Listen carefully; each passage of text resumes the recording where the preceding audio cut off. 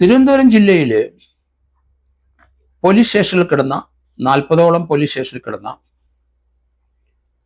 Unclaimed ആയിട്ടുള്ള അല്ലെങ്കിൽ കേസിൽ ഉൾപ്പെട്ട പഴയ വാഹനങ്ങൾ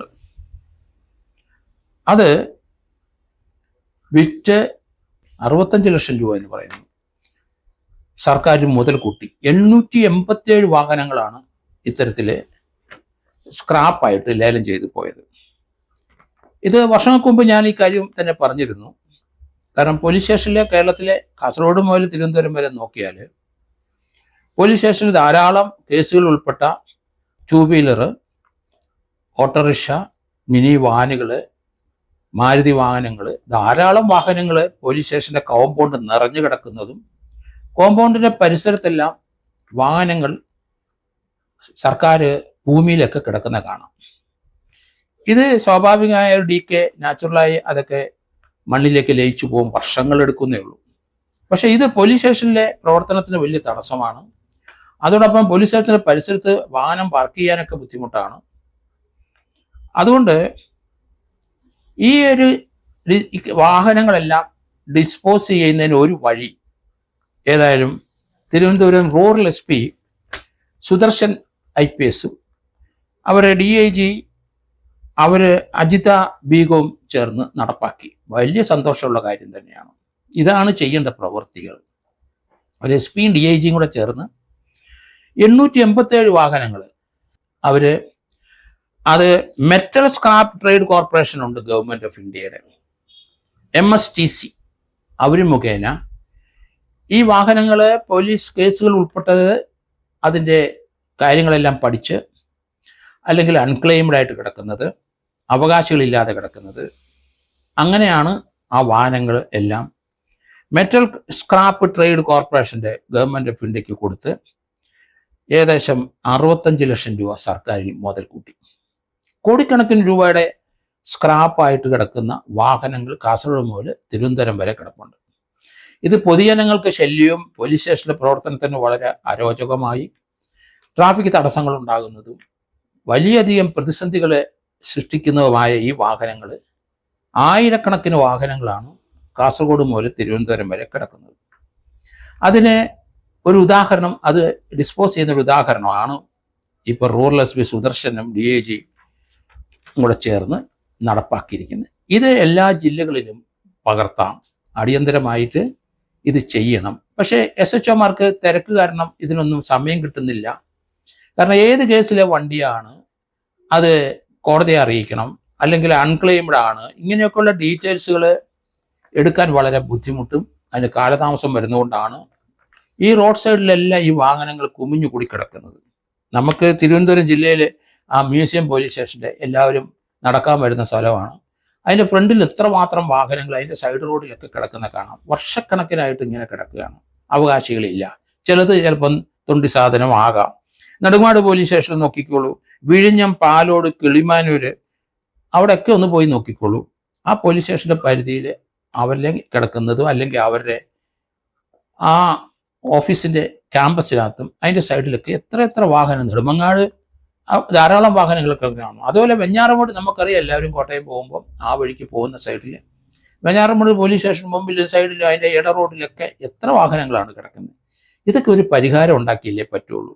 ഇതൊക്കെ സർക്കാരിന് ഇഷ്ടംപോലെ പണം ലഭിക്കുന്ന ഒരു മാർഗം കൂടെയാണ്. അപ്പം ഞാനൊക്കെ ക്രൈംബ്രാഞ്ചിൽ ഇരിക്കുന്ന സന്ദർഭത്തിൽ ലോറികൾ, ബസ്, അതുപോലെ അംബാസഡർ കാറുകൾ, അന്നത്തെ കാലത്ത് ധാരാളം വാഹനങ്ങൾ പിടിച്ചിട്ട് അതിനകത്ത് ഫൈനാൻസ് പലരും മാറ്റിമറിച്ചിട്ട് ഫോർജ് ഡോക്യുമെൻ്റ് വെച്ച് ഓടിയ വാഹനങ്ങൾ ധാരാളം പിടിച്ചിരുന്നു. അത് അവസാനം അത് ലേലം ചെയ്ത് വിറ്റു. 1-2 പേർക്ക് നല്ല ലോറി കിട്ടിയെന്ന് അവർ പറഞ്ഞു. എന്തായാലും വാഹനങ്ങളെല്ലാം വിറ്റു, സർക്കാരിന് മുതൽ കൂട്ടി. അത് 451 CRPC പ്രകാരം കേസിൽ ഉൾപ്പെട്ട വാഹനങ്ങൾ വിൽക്കാനായിട്ട് നമുക്ക് സാധിക്കും. കോടതിയിൽ ആ അന്വേഷണ ഉദ്യോഗസ്ഥൻ കോടതിയിൽ റിപ്പോർട്ട് ചെയ്യുക. അത് ഇപ്പം 450 CRPCക്ക് പകരം 497 BNSS, കാരണം ഭാരതീയ നഗരിക സുരക്ഷാ സംഹിതയ്ക്കകത്ത് 451 പഴയ CRPCക്ക് പകരം 497 വകുപ്പ് നോക്കിയാൽ മതി. പക്ഷേ 451 പഴയ CRPC-ക്കാളും കുറച്ച് കൂടുതൽ വിവരങ്ങൾ 497 BNS-ലുണ്ട്. കാരണം അതിനകത്ത് നമ്മളൊക്കെ ചെയ്തുകൊണ്ടിരുന്ന ഒരു പ്രവൃത്തി ലീഗലൈസ് ചെയ്തിരിക്കുന്നു. അതിനകത്ത് കോടതിയിൽ ആ അൺക്ലെയിംഡ് അല്ലെങ്കിൽ കേസ് ഉൾപ്പെട്ട വാഹനത്തിൻ്റെ ഷാസി നമ്പർ, അതിൻ്റെ ഇഞ്ചൻ നമ്പർ, അതിൻ്റെ ഒരു ഫോട്ടോഗ്രാഫ്, അതിൻ്റെ വീഡിയോഗ്രാഫ്, ഇതെല്ലാം എടുത്ത് കോടതി കൊടുത്തിട്ട് അതിൻ്റെ വാഹനത്തിൻ്റെ നമ്പർ ഉണ്ടാവും. മിക്കവാറും ആ നമ്പറിൽ രജിസ്റ്റേർഡ് ഓണർ കാണില്ല, ഫേക്ക് ആയിരിക്കാം. ഇതെന്നാൽ ഇപ്പം ക്ലെയിം ചെയ്യാൻ വരുന്നുമില്ല.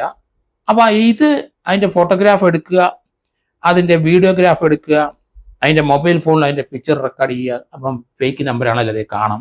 ഇതെല്ലാം കോടതി കൊടുത്ത് കോടതിയിൽ നിന്ന് അനുവാദം വാങ്ങിച്ച് 30 ദിവസത്തിനകം നമുക്കിത് ഡിസ്പോസ് ചെയ്യാം. അത് നിയമപരമായി ഡിസ്പോസ് ചെയ്യാൻ അവിടെ കിടക്കുന്നുണ്ട്.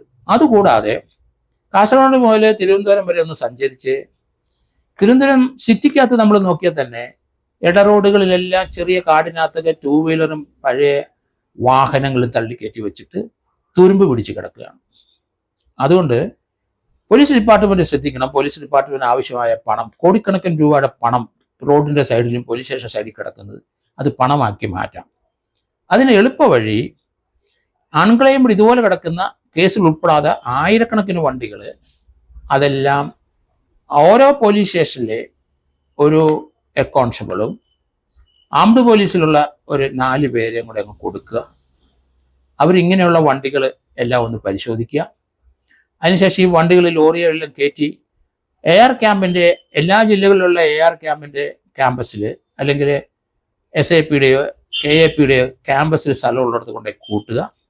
അതിനുശേഷം അവർ നമ്മുടെ ഗവൺമെൻറ്റിൻ്റെ, ഭാരതീയ ഗവൺമെൻറ്റിൻ്റെ ആ സ്ക്രാപ്പ് അവർക്ക് കൊടുക്കുകയോ അല്ലെന്നുണ്ടെങ്കിൽ പാർട്ടായിട്ട് ലേലം ചെയ്തു പോയാൽ 5ഉം 10ഉം വാഹനങ്ങൾ അല്ലെങ്കിൽ 8ഉം 10 2 വീലർ ഇങ്ങനെ പാർട്ടായിട്ട് ലേലം ചെയ്ത് കൊടുത്താൽ തീർച്ചയായിട്ടും അത് സർക്കാരിലേക്ക് മുതൽ കൂട്ടാം, അല്ലെങ്കിൽ പോലീസിലേക്ക് മുതൽ കൂട്ടാം. പോലീസിൻ്റെ ഫണ്ടിലേക്ക് അത് വരുന്നതാണ് ഉത്തമമെന്ന് എനിക്ക് തോന്നുന്നു. കാരണം പോലീസിലെ ഒരു 4-5 പേര് വിചാരിച്ചാൽ ഇതിൻ്റെ ഇഞ്ചൻ നമ്പർ, ആ ഷാസി നമ്പർ, അതിൻ്റെ ഒരു ഫോട്ടോഗ്രാഫ്, അവർക്ക് മൊബൈലിൽ ചെയ്യാനുള്ള കാര്യങ്ങളേ ഉള്ളൂ.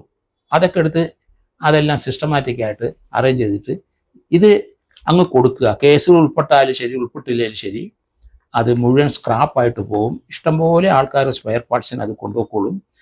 അതുപോലെ തന്നെ അറസ്റ്റ് എടുത്തത് മുഴുവൻ റിമൂവ് ചെയ്യാൻ പറ്റും. അങ്ങനെ ഒരു സംവിധാനം പോലീസ് അടിയന്തരമായിട്ട് ചെയ്യണം. എത്രയോ വർഷം കൊണ്ട് പോലീസ് സ്റ്റേഷൻ്റെ ക്യാമ്പസിനകത്തും അതിൻ്റെ പരിധിയിലും അതിൻ്റെ വെളിയിലെ റോഡിലൊക്കെ കിടക്കുന്നു. ഇതുപോലെ കിടക്കുന്ന ഈ വാഹനങ്ങൾ മുഴുവൻ ഇപ്പോൾ തന്നെ സുദർശനും റൂറൽ SP സംഘവും ഏകദേശം 857 വാഹനം അൺക്ലെയിംഡ് ആയിട്ടുള്ള അവകാശികളില്ലാത്ത പൊളിഞ്ഞ വാഹനം വിറ്റപ്പം 65 ലക്ഷം രൂപയാണ് കിട്ടിയത്. സർക്കാരിന് കോടിക്കണക്കിന് രൂപ സർക്കാരിന് മുതൽ വരാം, അല്ലെന്നുണ്ടെങ്കിൽ ട്രഷറി വരാം, അല്ലെന്നുണ്ടെങ്കിൽ പോലീസ് ഡിപ്പാർട്ട്മെന്റ് വരാം. അതുകൊണ്ട് അടിയന്തര പ്രാധാന്യത്തോട് ഗവൺമെന്റ് ശ്രദ്ധിക്കണം, DGP ശ്രദ്ധിക്കണം, ആഭ്യന്തര വകുപ്പ് ശ്രദ്ധിക്കണം. അതാത് ജില്ലയിലുള്ള SP-മാരെ തിരഞ്ഞെടുത്തിട്ട് ഓരോ പോലീസ് സ്റ്റേഷനിലെ ഒരു ഹെഡ് കോൺസ്റ്റബിൾ, അതിൻ്റെ കൂടെ 2-3 പേര് ആംഡ് പോലീസിൽ നിന്നുള്ള പോലീസ് സ്റ്റേഷൻ്റെ വർക്കൊന്നും സഫർ ചെയ്യാതെ ഒരാളെ സ്പെയർ ചെയ്യാൻ. കാരണം ഇതിൻ്റെ ഷാസി നമ്പരും ഇഞ്ചൻ നമ്പരും അതിൻ്റെ വീഡിയോ ഓഡിയോ ഇതിൻ്റെ ഫോട്ടോഗ്രാഫുകളും നമുക്ക് മൊബൈലിൽ എടുത്ത് അത് കോടതിയിൽ ഇനി എന്തെങ്കിലും ഈ കേസിൽ ബന്ധപ്പെട്ട വണ്ടിയാണെങ്കിൽ അതിൻ്റെ ഷാസി നമ്പരും നമുക്ക് കിട്ടും, അതിൻ്റെ ഫോട്ടോഗ്രാഫും കിട്ടും, അതിൻ്റെ ഇഞ്ചൻ നമ്പരും കിട്ടും, അതിൽ വെച്ചിരിക്കുന്ന ഫേക്ക് നമ്പറിൻ്റെ ഫോട്ടോയും കിട്ടും. അങ്ങനെ ഒരു പരിപാടി ചെയ്താൽ കൃത്യമായിട്ട് ഈ വാഹനങ്ങളെല്ലാം മാറിക്കിട്ടും നമുക്ക്. അതിന് പോലീസ് ഡിപ്പാർട്ട്മെൻറ്റിലെ DGPയോ അല്ലെങ്കിൽ ഹോം സെക്രട്ടറിയോ ഒരു ഉത്തരവിടണം, അല്ലെങ്കിൽ ചീഫ് സെക്രട്ടറി ഇടണം. ഇട്ട് കഴിഞ്ഞാൽ കൺസേൺഡ് SP-മാരെ ഈ സ്ക്രാപ്പായിട്ട് ഇവനെയെല്ലാം അങ്ങ് മാറ്റിക്കഴിഞ്ഞാൽ അത് നാട്ടുകാർക്കും അതുപോലെ തന്നെ വാഹനം ഓടിക്കുന്നവർക്കും ഒക്കെ സഹായകരമാണ്, കുട്ടികൾക്ക് സഹായകരമാണ്. പലരും ഈ റോഡ് സൈഡിൽ കൂടെ നടന്നു പോകുമ്പം ഇതിൻ്റെ ഈ തുരുമ്പെടുത്ത ഭാഗം ദേഹത്തുരസി ടെറ്റനസായ പലരും സംഭവങ്ങളുണ്ട്. നടക്കാൻ പോകുന്നവരും ആ വഴി കുട്ടികളും ഒക്കെ ഈ റോഡ് സൈഡിലൊക്കെ പല സ്ഥലത്തും കാട്ടിൽ നിന്ന് ഇങ്ങനെ പ്രൊജക്റ്റ് ചെയ്ത് വാഹനങ്ങൾ നിൽക്കുന്നുണ്ട്. ഈ തിരുവനന്തപുരം നഗരത്തിൽ പല സ്ഥലത്തും ഞാൻ കാണുന്നുണ്ട്. ചെറിയ ചെറിയ ഇട റോഡിലൊക്കെ 2 വീലർ പഴയ ഉപയോഗമില്ലാതെ തള്ളിക്കയറ്റി വെച്ചിട്ട് പോയിരിക്കുന്നു. നമ്പരും ചിലപ്പം കാണത്തില്ല.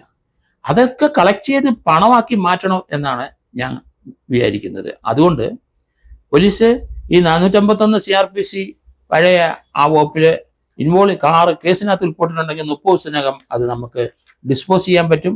അല്ലെങ്കിൽ 497 BNS എടുത്ത് നോക്കിക്കോളൂ. അതിനകത്ത് കൃത്യമായിട്ട് കുറച്ച് കൂടുതൽ വിവരങ്ങൾ പഴയ CRPCയെക്കാളും പറയുന്നുണ്ട്. ഫോട്ടോ എടുത്താൽ മതി എന്നും ലീഗലൈസ് ചെയ്തിരിക്കുകയാണ്. ഫോട്ടോ എടുത്താൽ മതി, ഇഞ്ചൻ നമ്പരും ഷാസി നമ്പരും അതുപോലെ അതിൻ്റെ ഫേക്ക് ആയിട്ടുള്ള നമ്പരും ഇതെല്ലാം നമുക്ക് കൃത്യമായിട്ട് ഫോട്ടോഗ്രാഫ് ചെയ്തെടുക്കാൻ പറ്റും. അത് മതി എവിഡൻസിന്. ഭാവിയിൽ ഒരു കൊലക്കേസോ അല്ലെങ്കിൽ ഏതെങ്കിലും കേസിനകത്ത് ഇൻവോൾവ് ആണെങ്കിൽ ഈ ഒരു സാധനം മാത്രം കോടതി കൊടുത്താൽ മതി, അത് ഐഡന്റിഫൈ ചെയ്തോളൂ.